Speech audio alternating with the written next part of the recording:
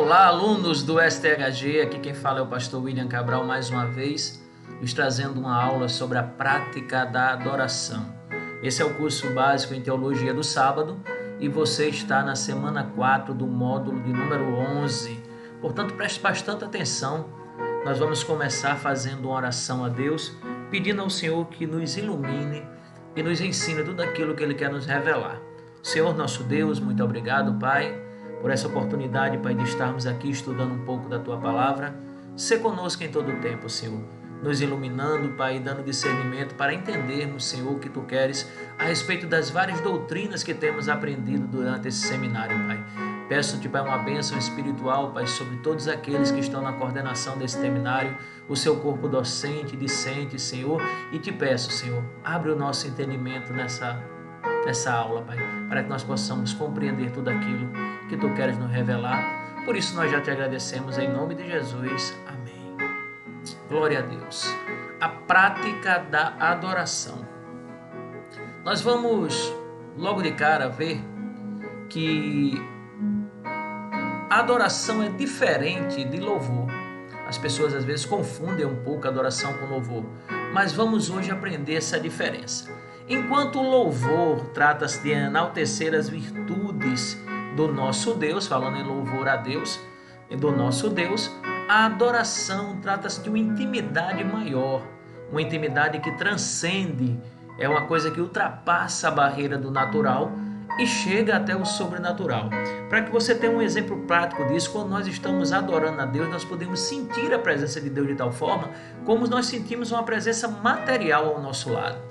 É algo extraordinário que nós devemos buscar, experimentar todos os dias da nossa vida a adoração. A verdade é que Deus tem dado pastores, tem dado evangelistas, tem dado mestres, apóstolos, profetas, mas Ele está a procurar os verdadeiros adoradores, aqueles que o adoram em espírito e em verdade. Vamos começar com esse versículo base de Apocalipse 5, capítulo 12, que diz assim: Digno é o Cordeiro que foi morto de receber o poder e riquezas, e sabedoria, e força, e honra, e glória, e ações de graça. O nosso Jesus, Ele é digno de toda a nossa adoração. Queridos, para essa semana nós preparamos a aula aqui pelo nosso módulo. Então, portanto, vocês já vão se preparando para depois cumprirem com os exercícios que tem no final dessa aula. A adoração que o cristão deve prestar a Deus pode ser definida como a principal atividade da nova vida que ele recebeu após crer em Cristo como Salvador e Senhor da sua vida. O que é que o Senhor está dizendo, pastor? Eu estou dizendo que a adoração que o cristão deve prestar a Deus pode ser definido como a principal atividade da nova vida que ele recebeu após crer em Cristo como Salvador e Senhor da sua vida. Isso mesmo, a principal? Mas onde é que fica a evangelização? Porque nós saímos para evangelizar. Onde é que fica a profecia quando nós apregoamos a palavra? Vejam bem, tanto a evangelização como a profecia, o dom de profecias, que é a pregação da palavra de Deus, conforme nós já estudamos, essas são áreas que nós estamos prestando um serviço ao nosso próximo, um serviço de amor.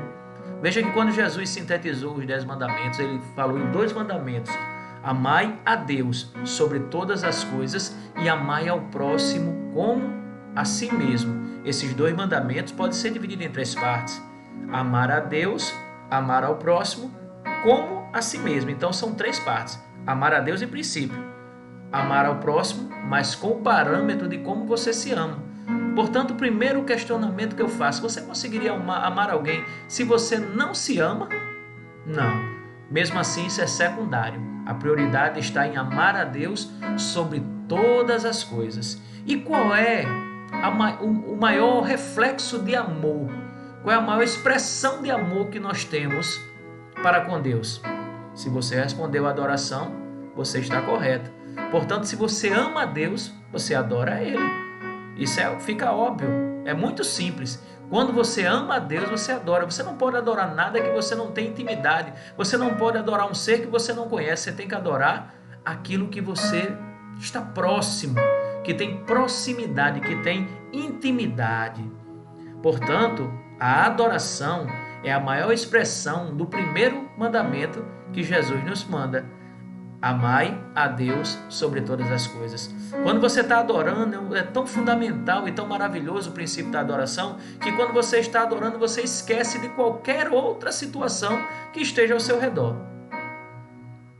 João capítulo 4, verso 22 a 24 diz: Mas a hora vem, e agora é, que os verdadeiros adoradores adorarão o Pai em espírito e em verdade, porque o Pai procura tais que assim o adorem. Então, enquanto Deus tem dado evangelistas, pastores, profetas, apóstolos, mestres, enquanto Ele tem dado toda essa gama de ministros, Ele está a procurar os verdadeiros adoradores. E Ele precisa encontrar em nós os verdadeiros adoradores. Nós somos essa geração de adoradores. Nós somos esses que Ele está a procurar. E quando Deus procura, Ele acha. Não tenha dúvida disso. Ele está em todo lugar. E Ele tem visto como você tem se comportado no momento em que você tem intimidade com Ele. A essa intimidade que transcende o natural e passa à esfera sobrenatural, nós chamamos de adoração.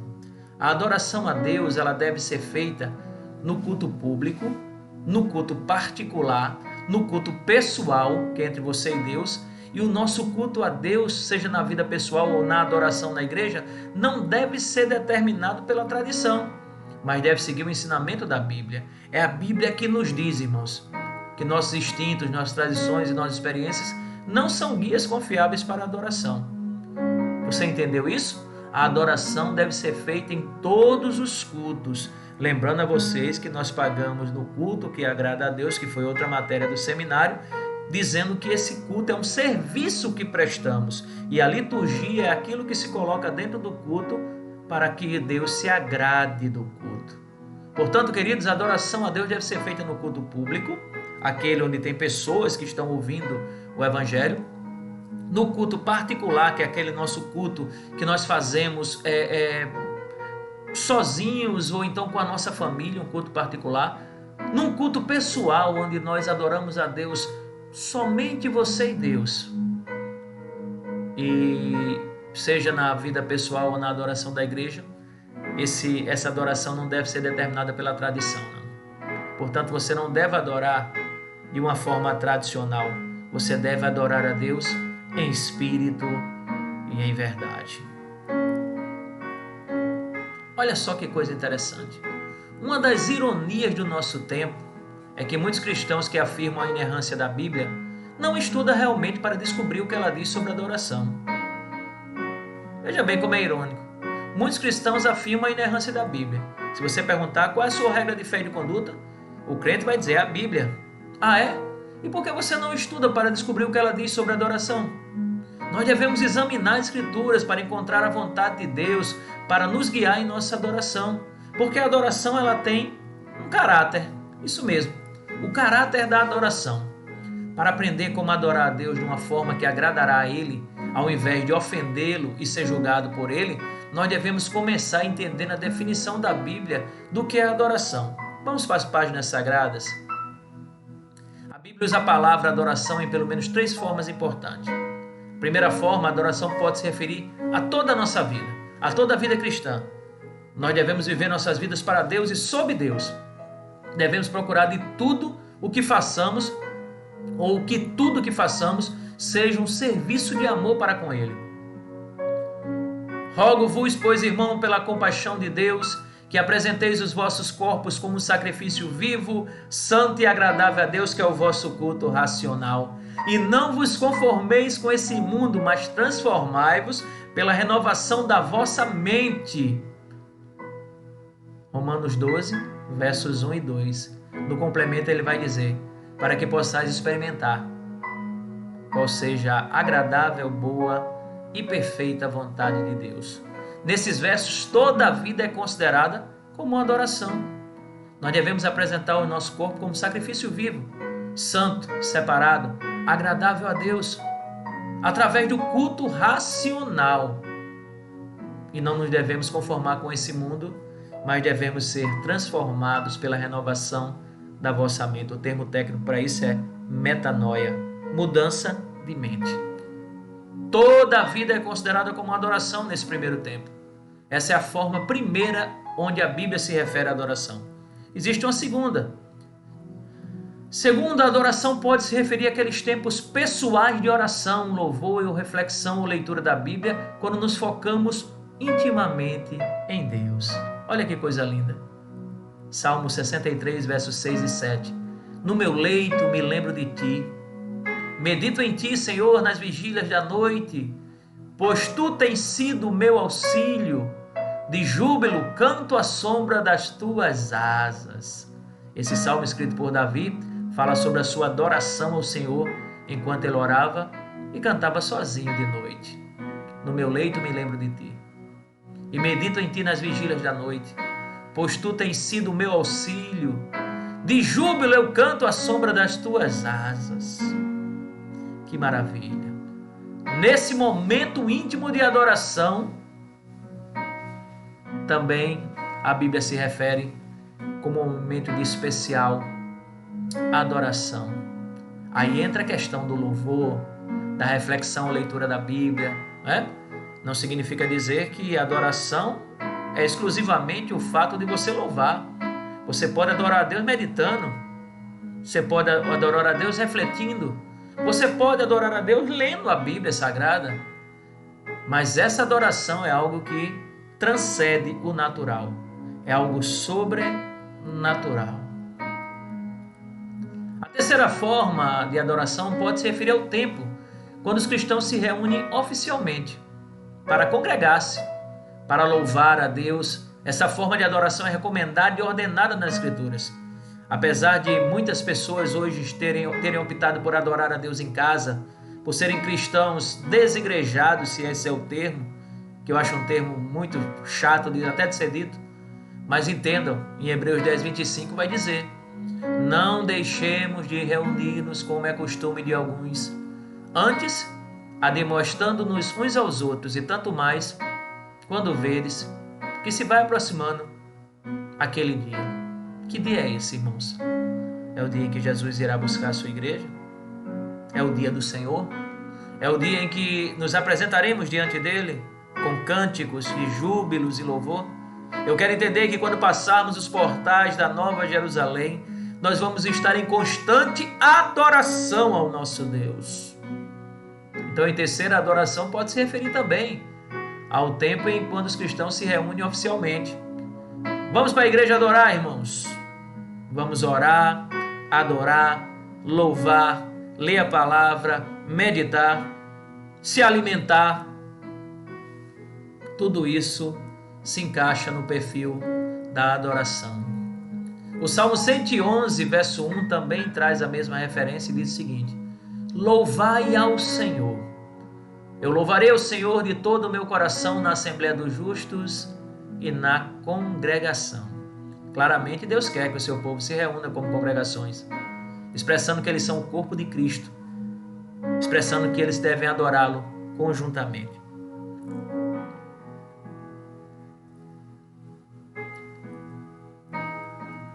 Algumas coisas importantes que devemos considerar no quesito adoração.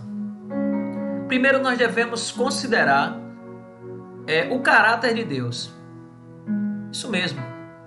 Nós devemos considerar o caráter de Deus. E a primeira verdade sobre a natureza de Deus que precisamos sempre lembrar na adoração é que o nosso Deus é uma trindade. O único Deus existente eternamente em três pessoas: Pai, Filho e Espírito Santo. Ao adorar qualquer uma das pessoas divinas, nós estamos adorando toda a deidade, pois Deus é um só. Vou explicar. Você pode adorar ao Pai, ao Filho ou ao Espírito Santo. Porque você adorando ao Filho, você adora ao Pai. Porque você adorando ao Pai, você adora ao Filho. Porque você adorando ao Filho e ao Pai, você adora o Espírito Santo. Os três são um só. E queridos, existem muitas seitas que querem retirar a questão da trindade que está explícita nas páginas da Bíblia, para que nós não venhamos a compreendê-la. Mas basta tão somente um estudante cauteloso abrir as páginas sagradas em Gênesis, capítulo 1, versos 1, 2 e 3, nos primeiros versos da sua Bíblia, já vai estar muito claro a trindade bíblica. Vamos ver? No princípio, criou Deus os céus e a terra. No princípio, criou Deus. Bereshit Barai Elohim. No princípio, criou Deus. Elohim é a forma plural de Deus. Nós vimos isso nos nomes de Deus. A terra, porém, estava sem forma e vazia. Havia trevas sobre a face do abismo e o Espírito de Deus pairava por sobre as águas. O Criador está presente. O Espírito Santo pairava sobre as águas. Disse Deus: haja luz, e houve luz. Note as três pessoas da Trindade de uma forma muito clara. Ah, pastor, eu não vi Jesus aí. Se você atentar, no terceiro versículo, Deus disse: haja luz e houve luz. Esse verbo, haver, no imperativo, é o próprio Cristo. Quando nós vamos lá para João, Evangelho segundo escreveu João, capítulo 1, logo no início do Evangelho de João, nós vamos ter a constatação do que eu estou falando. João capítulo 1, no princípio era o verbo, visto o verbo, haja. O verbo estava com Deus, sim, com o Pai, e o verbo era Deus. Não tem como fugir. Ainda em Gênesis capítulo 1, verso 26, nós vamos ver a pluralidade da pessoa da divindade, da trindade bíblica. Façamos, pois, o homem conforme a nossa imagem e conforme a nossa semelhança. Nossa imagem conforme a nossa semelhança. Façamos, mostrando mais uma vez, evidenciando mais uma vez aquilo que nós já compreendemos. A trindade bíblica, ela não foi feita para ser explicada. É um mistério. Ela foi feita para ser compreendida. E nós compreendemos pela fé. A mesma forma que compreendemos que um dia uma virgem deu à luz a um menino, e esse menino foi para a salvação da humanidade, o Messias prometido, o nosso Senhor e Salvador Jesus Cristo. Não preciso compreender a Bíblia ao ponto de racioná-la. Eu tenho que entendê-la pela fé. E pela fé nós cremos na trindade bíblica. Segundo ponto que devemos considerar na adoração é que Deus é um Deus salvador. Ele preparou um reino inabalável de vida eterna para aqueles que lhe pertencem. Esse reino pertence a Jesus Cristo. E está lá em Hebreus capítulo 1 e verso 8, que é o salvador do seu povo, Jesus Cristo, e o mediador entre o homem e Deus em toda a nossa adoração. Hebreus capítulo 1 e verso 8. Vamos para as páginas da Bíblia, lá para Hebreus. Capítulo 1 e verso 8 de Hebreus vai dizer o seguinte: mas acerca do Filho, o teu trono, ó Deus, é para todo sempre, e cetro de equidade, e o cetro do seu reino. Cetro da ideia de poder. Jesus Cristo é poder. Mediador entre o homem e Deus na nossa adoração. Jesus e seu evangelho devem sempre permanecer no cerne da nossa adoração, no nosso íntimo. E a adoração falha completamente se Jesus Cristo não estiver no centro. Sua pessoa e obra devem iluminar a adoração do seu povo. Ele faz Deus completamente conhecido e completamente acessível a nós outros. Ele é o nosso refúgio e fortaleza, socorro bem presente na angústia, pelo que não temeremos, ainda que a terra se mude e ainda que os montes se transportem para o meio dos mares. Salmos 46, versos 1 e 2. Ele nos salva dos nossos pecados e a nossa adoração deve celebrá-lo. Isso mesmo. Nós devemos celebrar com júbilo ao Senhor. Nós devemos celebrar com júbilo a Ele que tem todo o poder, porque Ele nos salvou. Ainda falando sobre as características da adoração que nós devemos pontuar, Deus é um Deus santo, um Deus que é zeloso por sua adoração. Ele não recebe adoração de qualquer um, e Ele não recebe adoração de qualquer forma. Se você está em pecado, busque primeiro a reconciliação com Deus, para que Ele possa aceitar a tua adoração.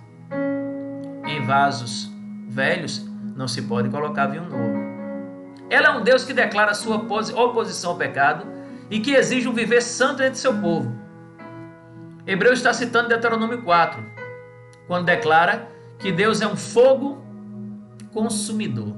Deus é amor, mas também é um fogo consumidor. Nesse capítulo, Deus chama seu povo à fidelidade, na totalidade de suas vidas, mas especialmente na adoração. Assim também como Josué, lá naquela passagem que ele pergunta, olha, se vocês quiserem servir aos deuses, Josué 23:15, se eu não me engano, 24:15, acho que é isso, Josué 24:15, deixa eu verificar aqui para dar a referência correta. Josué 24:15, isso mesmo. Porém, se vos parecer mal servir ao Senhor, escolhei hoje a quem se vai, se aos deuses a quem serviram os vossos pais que estavam além do Eufrates, ou aos deuses dos amorreus em cuja terra habitais, porém eu e minha casa serviremos ao Senhor. Ele quer exclusividade na adoração. Deus clama a seu povo fidelidade na totalidade das suas vidas, mas especialmente nesse ponto da adoração. Guardai-vos de que vos esqueçais do pacto do Senhor, seu Deus, que Ele fez convosco, que não façais para vós nenhuma imagem esculpida, semelhante de alguma coisa que o Senhor vosso Deus vos proibiu, porque o Senhor vosso Deus é um fogo consumidor, Ele é um Deus zeloso. Versículos 23 e 24 de Deuteronômio 4. Deus é um Deus zeloso. É sim. Ele tem zelo pela sua adoração e por aqueles que adoram a Ele em espírito e verdade. Essa passagem de Deuteronômio claramente descansa sobre o segundo dos 10 mandamentos que proíbe a falsa adoração. Como temos visto, o caráter santo de Deus, ele deve ecoar tão claramente através da nossa adoração, quanto o caráter salvador de Deus. Essas passagens mostram que o Senhor considera a sua adoração muito seriamente. Elas nos mostram muito especificamente que a nossa adoração deve sim refletir tanto a grande obra salvadora de Deus em Cristo, como seu santo zelo pela pureza de adoração. Porque somente uma adoração pura será aceitável por Deus. Quando Hebreus 12:28 fala da adoração aceitável, ele quer dizer a adoração que é primeiramente aceitável a Deus.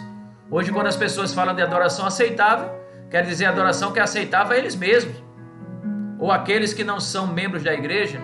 Ora, queridos, por favor, todos nós podemos adorar a Deus, e o louvor é apenas uma das expressões de adoração. Nós podemos adorar a Deus em nosso silêncio, nós podemos adorar a Deus em nossa meditação, nós podemos adorar a Deus lendo a palavra dele. É uma questão de alma, é uma questão de espírito, é uma questão sobrenatural o princípio da adoração. Embora a adoração deva falar claramente à congregação reunida, a Bíblia insiste que a adoração deve, acima de tudo, ser aceitável a Deus. E nós devemos lembrar que só podemos saber o que é aceitável a Deus através de um estudo cuidadoso e criterioso da sua palavra. Certa vez eu estava falando que até um mudo ele pode adorar a Deus, por que não? Será que a sua limitação física o impediria dele adorar ao seu Deus? Em hipótese alguma. Quem não sabe cantar, pastor, pode adorar a Deus? Claro que pode. E deve adorar a Deus. Me irrita o fato de algumas pessoas baterem na tecla de que só podem cantar louvores a Deus na igreja aquelas pessoas que são músicos profissionais. Não, queridos, me perdoem. Deus não está preocupado com o que você toca. Não, Deus está preocupado na qualidade com que você tem levado a sério o seu ministério. Se você não é um excelente músico e consegue tocar uma ou duas músicas, mas essas músicas falam de adoração e você derrama o seu coração na presença do Senhor, seja público ou particularmente, você pode chamar isso de adoração, sim. Deus não recebe, no entanto, o louvor vindo de alguém, por exemplo, que está no pecado, que está se fazendo passar por santidade em cima do púlpito e que muitas vezes se coroa com um estrelato exacerbado, cobrando para ministrar louvores, para pregoar a sua palavra. Não, Deus não se agrada disso. Deus trabalha na humildade. E nós temos que ser sensíveis ao Espírito Santo. Temos que ser sensíveis a Deus. Queridos, ainda, eu gostaria de falar aqui nesse tema sobre o papel da música na adoração. Quando pensamos sobre a música na adoração a Deus, nós devemos analisar 3 coisas a saber. Primeiro, as palavras que estamos cantando na adoração através da música. As melodias nas quais cantamos aquelas palavras. E os instrumentos que podemos usar para acompanhar o cântico. Como é, pastor? Tudo isso sim. As palavras que estamos cantando na adoração através da música, elas exaltam o homem ou exaltam a Deus? Porque se exaltar o homem é um louvor ao homem. É um hino ao homem. Vou louvar a Deus com um hino. Aí canta: campeão, vencedor, Deus da asa, faz teu voo. Quem é campeão e vencedor? Quem é campeão e vencedor? Quem é o campeão e vencedor? Nós não podemos e não devemos estar baseado nesse tipo de canções. Nós precisamos sim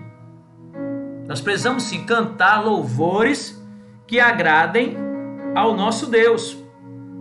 Louvores cristocêntricos, porque as palavras que estamos cantando na adoração através da música devem ser analisadas. Segundo ponto, as melodias nas quais cantamos aquelas palavras também são importantes. Sinceramente, tem algumas melodias que você não consegue nem escutar a música.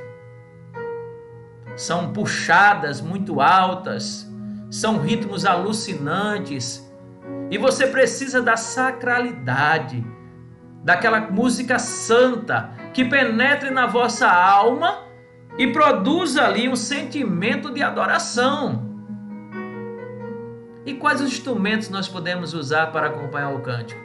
Muito bem, vamos falar de cada assunto em definitivo. Dos 3 assuntos, o primeiro é o mais importante. As palavras que saem dos nossos lábios para cantar a Deus devem ser verdadeiras e agradáveis a Ele. O livro de Salmos, que em hebraico é titulado Livro de Louvores, nos provê com cânticos que o próprio Deus inspirou. Os salmos deveriam pelo menos funcionar como modelo para que nós, como cristãos, produzíssemos as nossas músicas. Que tipo de instrumento? Que tipo de acompanhamento musical é o termo bíblico? Olha bem, na adoração do Antigo Testamento, uma grande variedade de instrumentos era usada na adoração do templo. Todavia, na adoração da igreja, parece que por quase todos os primeiros 1000 anos de sua história, nenhum instrumento foi usado na adoração cristã. Olha que dado importante. Hoje a maioria das igrejas usa um ou mais instrumentos. Mas onde instrumentos são usados? Os instrumentos devem ajudar o cântico da congregação e não sobrepujá-lo. Eles devem contribuir para um espírito profundo de reverência e de alegria e não acabar com esse espírito. Deus não está preocupado, amado, na forma com que tu bate a bateria, nem com que tanges as cordas da tua guitarra, não. Deus quer ouvir a adoração do seu povo. Ele quer ouvir aquele louvor verdadeiro que venha do coração. Portanto, os instrumentos são importantes? Sim. Mas mais importante é ouvir a igreja em uníssono, louvando e engrandecendo ao nome do Senhor, dando glórias, aleluias, cantando as virtudes daquele que nos chamou das trevas para a sua maravilhosa luz. Aliás, foi para isso que nós fomos chamados.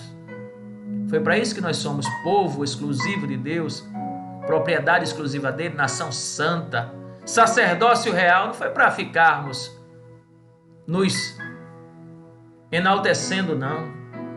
Nós fomos chamados a fim de proclamar as verdades daquele que nos chamou das trevas para a sua maravilhosa luz.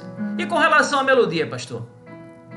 Irmãos, a melodia é um elemento poderoso e vital na vida de adoração do povo de Deus. Mas precisamente por ser tão significante, precisamos dar uma cuidadosa atenção a ela. Devemos estar certos de que estamos agradando a Deus e não entretendo a nós mesmos. A tentação de transformar a adoração no entretenimento próprio é grande, pois como pecadores estamos muito mais inclinados a sermos centrados em nós mesmos do que centrados na divindade. Mas quando nós estamos cultuando, nós devemos esquecer de nós e cultuarmos a Deus. Portanto, essa frase, eu não gostei do culto, deveria ser riscada do teu vocabulário. Quem tem que gostar do culto é Deus. Estamos muito mais inclinados a sermos centrados em nós mesmos do que centrados em Deus. Somos muito mais inclinados a divertir a nós mesmos do que servirmos a Deus. Eu não sei se você já viu, mas algumas músicas românticas, principalmente da década de 80, 90, tinha uma melodia tão gostosa que muitas vezes a gente nem se preocupava com a letra. Uma melodia tão bonita que nos trazia emoções, né? De romantismo, de paixões. E algumas dessas músicas estão tão impregnadas no nosso ser que quando a gente escuta, ainda nos remetemos ao passado e lembramos de algumas coisas saudosas. Melodia é importante, irmãos. Você não sabe nada de inglês, mas a melodia da música lhe chama a atenção. Imagine para com Deus, né? Deus quer ouvir também melodias que sejam voltadas para o espiritual, para a alma, para o alimento do ser. E aí nós podemos então louvar a Deus, desde que seja com as palavras certas, com os instrumentos corretos e com a melodia que lhe é própria. Espero que vocês tenham entendido, espero que vocês tenham gostado. Mais uma aula dessa, né, que nós estamos trazendo para vocês. Nós estamos fazendo pelo módulo para que vocês possam depois responder os exercícios esses que estão à sua disposição. Depois dessa aula nós vamos entrar no fórum aberto de perguntas e respostas a respeito da adoração e eu estarei esperando vocês. Antes disso eu quero pontuar o Salmo 50 e verso 15. Muitos conhecem essa passagem popular do Salmo 50, mas seu contexto na Bíblia merece ser levado em consideração. O tema central do Salmo 50 é a adoração verdadeira a Deus, o legítimo louvor ao Senhor, o louvor que lhe é agradável. A adoração verdadeira começa com a criação. Fala o poderoso, o Senhor Deus, e chama a terra desde o levante até o poente. A real finalidade da criação é louvar a Deus. É o que nos diz o Salmo 19, verso 1. Os céus proclamam a glória de Deus e o firmamento anuncia as obras das suas mãos. A verdadeira adoração, irmãos, revela a grandeza e a glória de Deus. Olha nos versículos 2 e 3 do mesmo Salmo. Desde Sião a excelência de formosura resplandece Deus. Vem o nosso Deus e não guarda silêncio. Perante ele arde um fogo devorador e ao seu redor esbraveja grande tormenta. Versos 2 e 3. Salmo 50, verso 11. Conheço todas as aves do monte, são meus todos os animais que pululam no campo. A verdadeira adoração sempre inclui e exprime a grandeza e a glória de Deus. Isso pode ser observado nas ocasiões em que Deus revelou-se aos homens de uma forma direta. Em uma teofania, por exemplo, que é um aparecimento de Deus em forma corpórea. Quando o Senhor encontrou com Moisés, lemos: Moisés escondeu o rosto porque temeu olhar para Deus. Êxodo 3:6. Isaías clama: ai de mim, estou perdido, porque sou homem de lábios impuros, habito no meio de um povo de impuros lábios, e os meus olhos viram o Rei, o Senhor dos Exércitos. Isaías 6:5. Elias envolveu o rosto no seu manto em 1 Reis 19:13. Paulo caiu por terra, tremendo e atônito, disse: Senhor, o que queres que eu faça? Lá em Atos 9:6. Nós vemos, portanto, que a adoração verdadeira sempre tem a Deus como objeto, o que condiciona seus adoradores a um legítimo temor diante da sua santidade e um estilo de vida santificado também. Mas existe também a adoração falsa. E a adoração falsa é justamente a falta de uma vida adequada do seu povo, o que leva o Senhor a lamentar profundamente e anunciar o juízo, como lemos ainda no Salmo 50, nos versículos 4 até o 6. Entima os céus lá em cima e a terra para julgar seu povo. Congregai os meus santos, os que comigo fizeram aliança por meio de sacrifícios, e os céus anunciam a sua justiça, porque é o próprio Deus que julga. Deus toma os céus e a terra por testemunhas, e lembra ao seu povo a aliança que firmou com ele, mas vê-se obrigada a acusar Israel, falando de julgamento. É uma acusação contra os rituais exteriores e vazios, ao culto sem conteúdo. Fazendo aplicação aos nossos dias, Deus lamenta um cristianismo sem Cristo. E é isso que nós mais temos visto. Um cristianismo sem Cristo. Louvores que edificam o homem, louvores antropocêntricos. Pessoas que vão para a igreja para buscar e não para se doar. Atos 20 e 35 diz que é melhor é dar do que receber. Certa feita eu cheguei numa igreja onde eu fui convidado e o tema era: eis que estou em tua porta e bato. E eu me perguntei, como eu vou pregar a respeito disso? Porque se Jesus está à porta e está batendo, é porque ele não está na igreja. Olha que situação. Queridos, vamos adorar a Deus em espírito e verdade, também aprendendo da sua palavra, se dedicando, buscando, querendo, famintos pela palavra de Deus. Assim como bebês recém-nascidos, desejai ardentemente o verdadeiro leite espiritual para que haja crescimento para a salvação. É isso que tem faltado.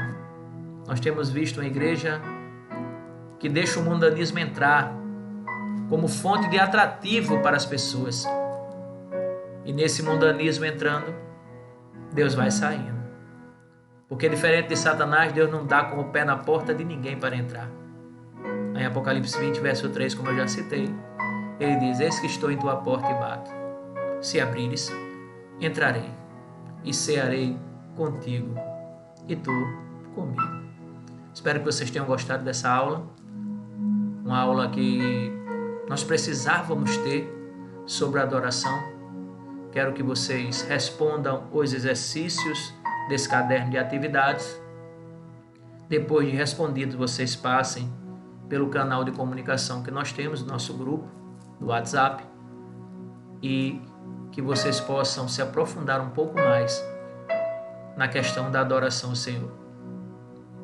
É impressionante como hoje em dia é difícil encontrar um verdadeiro adorador.